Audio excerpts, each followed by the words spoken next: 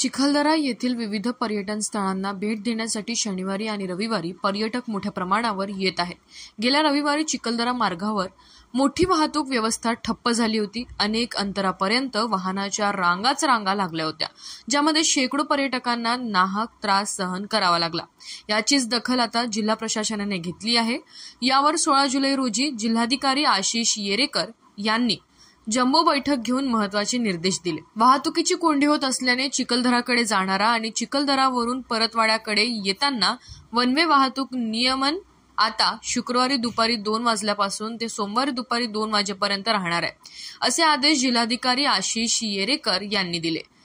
बैठकीला जिल्हा पोलीस अधीक्षक विशाल आनंद यांच्यासह चिखलदरा आणि धारणीचे तहसीलदार, उपवन संरक्षण आणि नगरपालिकेचे अधिकारी उपस्थित होते. बैठकीमध्ये प्रामुख्याने पर्यटकांना येणाऱ्या अडचणींबाबत चर्चा करण्यात आली. पर्यटकांच्या अडचणी सोडविण्यासाठी महत्त्वाचे निर्णय घेण्यात आले. यात यापूर्वी शनिवार व रविवार या 2 दिवसात चिखलदराला जाणारी वाहतूक आणि चिखलदऱ्यावरून परतवाड्याकडे येणारी वाहतूक ही वन वे करण्याचा निर्णय घेण्यात आला होता.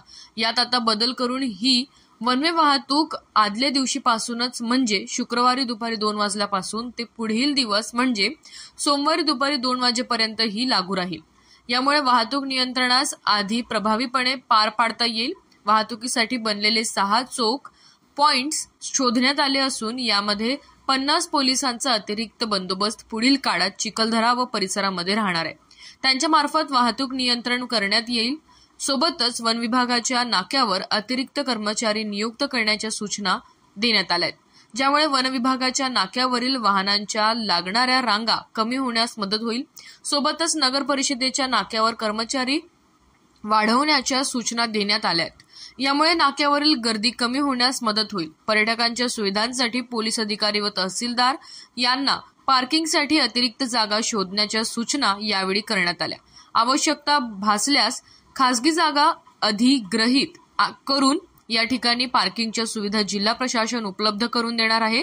यासोबतच पर्यटकांना गरजेचे असलेल्या पाण्याची बॉटल व इतर खाद्यपदार्थ नियत दरापेक्षा जास्त दराने विक्री केल्याच्या तक्रारी प्राप्त झाल्यात. याबाबत सर्व आस्थापनांना सूचना देण्यात आल्या. नियत दरापेक्षा जास्त विक्री करीत असल्याच्या तक्रारी प्राप्त झाल्यास ग्राहक संरक्षण कायद्याच्या अंतर्गत कारवाई करण्यात येणार आहे. सर्व विभागांशी समन्वय साधून चिखलदरा येथे येणाऱ्या उत्साही पर्यटकांसाठी सर्व सोयी सुविधा उपलब्ध करून देण्यासाठी जिल्हा प्रशासनाने तयारी पूर्ण केली आहे. पर्यटकांनी चिखलदऱ्याला भेट द्यावी व निसर्गाचा आनंद घ्यावा असे आवाहन जिल्हा प्रशासनाने केले आहे.